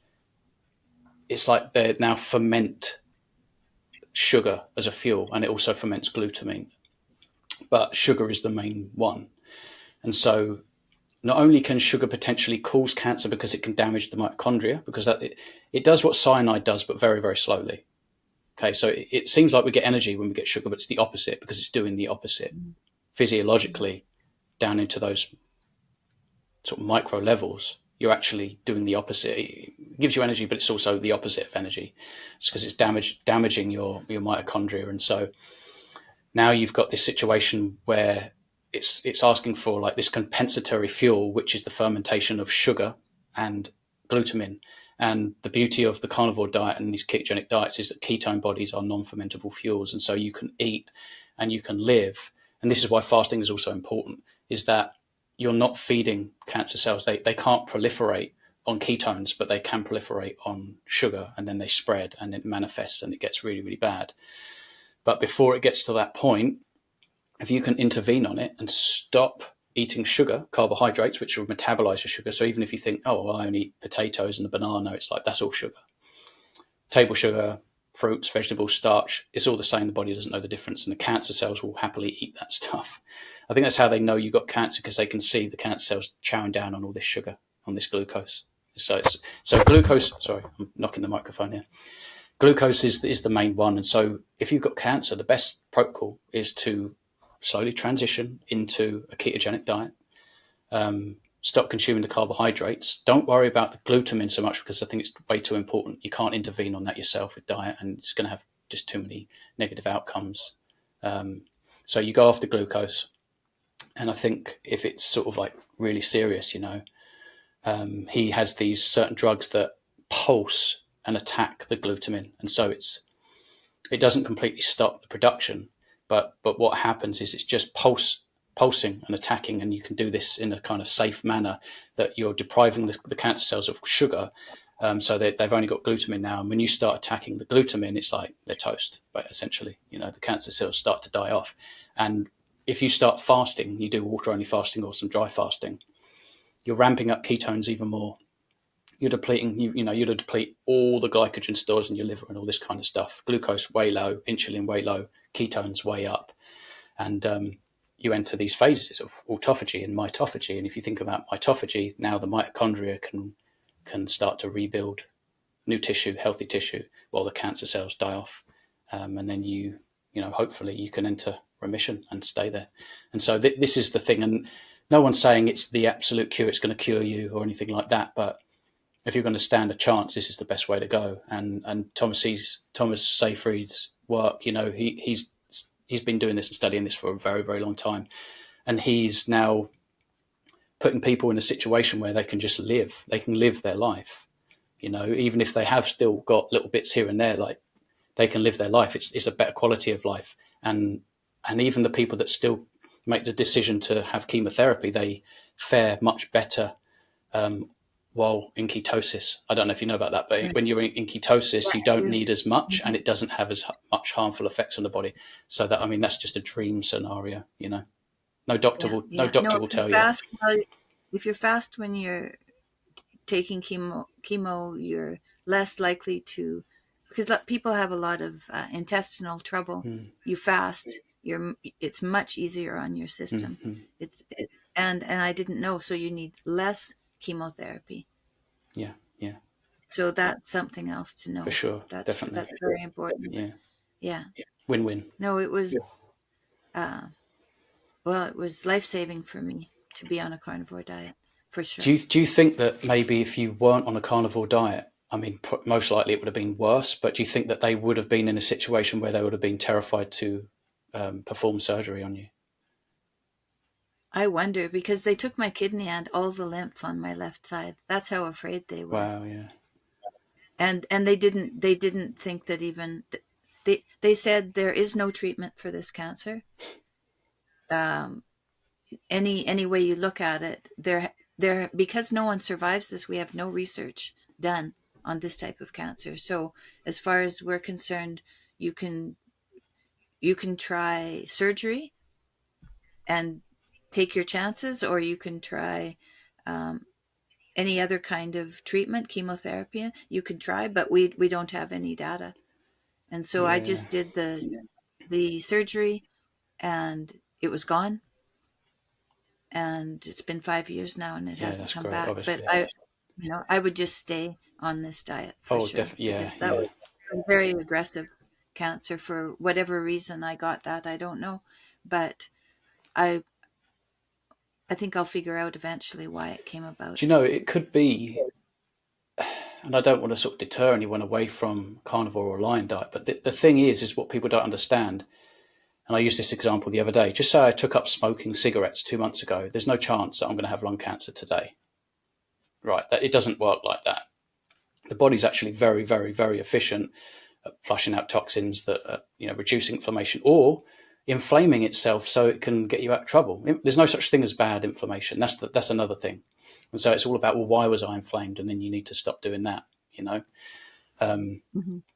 I'm trying to think where I'm going with Mm-hmm. this. So yeah, so basically what happens is if we've been at destroying our health for decades, eating the wrong stuff, and then we go carnivore and we have a problem, it's not the carnivore diet. And yet this No, I happens, know. and this happens, Yeah, a class, question me about that. yeah, a They class, think because I was on carnivore diet, I got cancer. Well, no, actually, yeah, that's not why. it's It was not the years possible. It's not struggle possible. before. Yeah, yeah. Yeah. I mean, it's like if I took up boxing today, I'm not going to have dementia in a week's time. It's just not going to work like that, you know. So what happens with some people? Say they have gout, and then they go carnivore. Well, the purines in the carnivore diet are high because purines in any sort of high quality food, they're high. But it's not a purine issue. It's the fact that you've messed up your kidney and liver function so you can't deal with the purines. That's why. Mm. Most people will never get gout because our liver and kidneys are very, very good at doing what they're doing. You know, um, metabolizing purines and flushing out uric acid and things like that, the liver and the kidney. But if you haven't got good liver and kidney function, you're much more likely to get gout. But it's not because of the purines, it's because of your liver and kidney.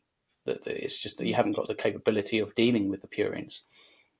So if I've been destroying my health and now I've got gout and it comes and goes, and then I start carnivore tomorrow, I'm probably going to flare up with gout and have a serious attack. And it's going to be like, oh, this diet didn't work for me.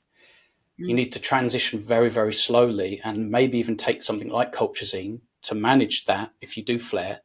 But then once you come out of your flare, you can come off your colchicine. You probably never get gout again because now your liver and your kidneys getting better. And so now you can deal with purines.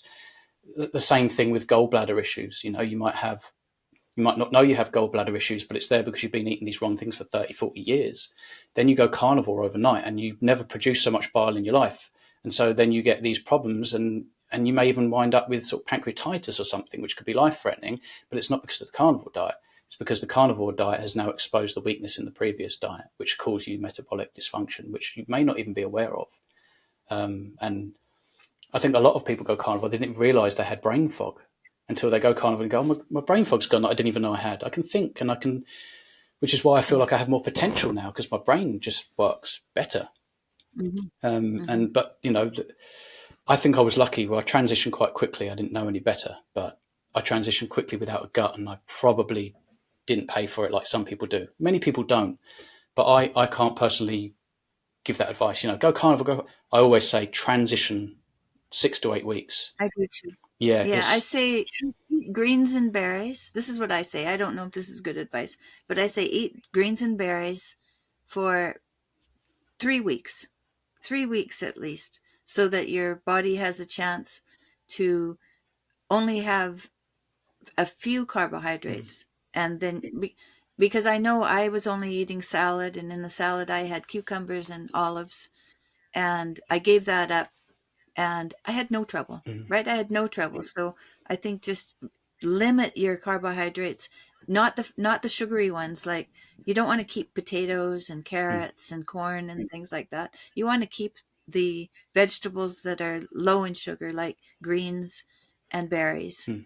And I don't know, what do you think of Yeah, that no, I don't. I advice? don't mind that. I personally say, for me, overnight, your body's going to be quite happy to get rid of seed oils and start cooking with animal fats. So I always just say, if you're going to go carnivore, like you're transitioning into carnivore, switch out the cooking fats immediately. That's a win, and your body's not going to go, oh my goodness, I can't take the butter, or I can't take the tallow, or whatever you can tolerate. And if you have autoimmunity, I would say stay away from dairy and just use the tallow, because you want to fix Hmm. the gut Hmm. first, right? So that's one thing. You've just switched the cooking fats, and then I would say get rid of things and do that for a week. There's no rush, right? Next week goes by. Take if you have any fruit juices and things like that, or any obvious, processed additives like just adding sugar to something. If you're having pancakes and you add a load of syrup or whatever, take that off. Get rid of the fruit juice. Then do that for a week, and then the next week take out morning grains. Do that for a week. Then take out all grains, because you might have sort of pancakes or porridge, oats or something in the morning, and then you might have a sandwich of pasta or rice or whatever. Get rid of the morning grains for a week, and then get rid of the rest of the grains. Then the rest of the starch, and then you're left with what you were talking about, the vegetables low in starch, so low in sugar. And then all the while increasing. So, for example, when you get rid of your morning grains, now eat eggs and bacon, and then, or some steak and eggs and things like that, depending on what your condition is. It's nice to know the specifics, really, in order to give the advice, because everyone's different. If you've got like a gut problem, there's certain things you want to avoid quite quickly. I would say just things like mushrooms, or nuts and seeds, as well as the seed oils. The fruit juice might not be as much of an issue for you, but if you've got type 2 diabetes, or you've got non-alcoholic fatty liver disease, you don't want to leave fruit juice till last. And like what you're saying, you're then switching from carbs really quickly to no carbs, and so you want to be gradual. And there's different strategies, but yeah, it sounds like a good way to me. Just whittle away, and start to replace things. If you eat 3 meals, work on switching out one, and then the next, and then the next. And there's different ways of going about it. But I think for a lot of people, they're so addicted to sugar that they can't moderate even the small amounts. And so they go, well, I'm just doing it cold turkey. And some of those people may Mm, pay. I can't bring myself to advocate for that, because that can be an issue. You never know. It can be a right, serious issue for some people. But yeah. right. Well, thank you. That's helpful, because I gave up grains 25 years ago.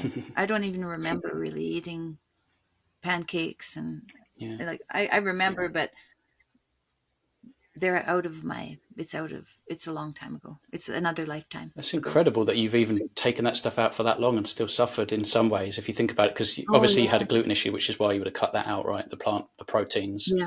Um, That's right. but obviously, you got the I sugar was there, asleep and all the time.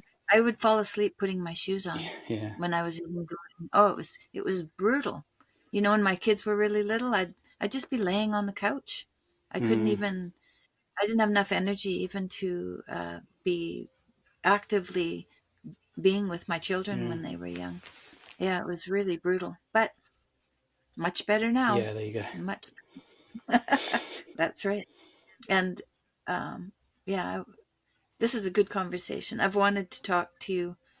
I think you're very articulate in what you say, and Appreciate you that. seem to research and speak about what you've learned, and I really appreciate that. And people should look up your channel, because, well, I've been listening to you, and I think that you're very open with you say that you're introverted, but you've been very open Yeah, with your experiences, and how you've found health again. And many people could learn a lot by listening to you and watching your your videos. I So, appreciate that. Well, it's a new thing. It's a new you me. know, I've been reborn. So yeah, right. You have another chance at yeah, life, and who knows where you'll go now. And spiritually too, if you're open to spiritual inspiration, that's so exciting, because then you don't know where it's going to take Yeah. you. You just say, show me where I should go, and then do the next right thing. And who knows where you'll end up. So I'm very excited to know where that'll be. Yeah. Yeah. It's a mystery. It's Hmm. life. It's a, Hmm. well, as your Yeah, husband would put it, yeah. it's an adventure, isn't it? The adventure of a Yes, lifetime. and it's an adventure. Yes, absolutely. I have an adventure. I don't know what's going to happen day to day.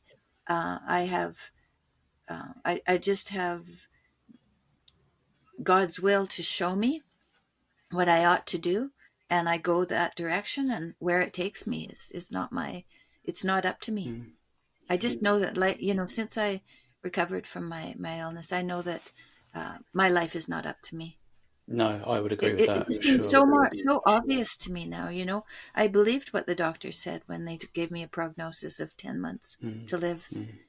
But I went home to tell my son, and when I saw the hurt in his eyes that he was losing his mother, I thought, oh, I don't know. It just came to me. The doctor's just a man. They have an opinion. It's an informed opinion, but it's still an opinion. And only God knows when I'm going to live or die, obviously. It seemed obvious to me. Yeah. Yeah. It's a And shame. It is a so, shame the way things are with the information that people get. If you think right yeah, now, there's people getting that kind of news just constantly all the way around the clock, and it doesn't yeah, need to be that way. And it's not their fault. It's not even the doctor's fault. I have become a little bit bitter in a sense. I think I'll always be a little bit bitter about medical circles and the system and the general advice. But I do also understand that most people, they have good intentions. They're not evil. It's this kind of echo of the lies that have been perpetuated, and that obviously causes sometimes catastrophic issues in individuals. And there's so many people suffering right now, and it's not necessary. yeah. Yeah. Well, we do have a responsibility to look, though, at ourselves and what we are saying and what we are doing, and to reflect and find out if we're telling the truth. It's our responsibility to do that. I believe Yeah. that's true. Well, I feel it. I would take that to bed with me if that was the case. If I told a lie, I'd probably say something wrong here and there, but it would. I think hopefully I say enough right and good things. It would be an accident. It would be I misspoke and I didn't intend on misspeaking. Um, Yeah, yeah. that's beautiful. That's good. Yeah. Well, thanks again. Appreciate that. Thank you. Cheers.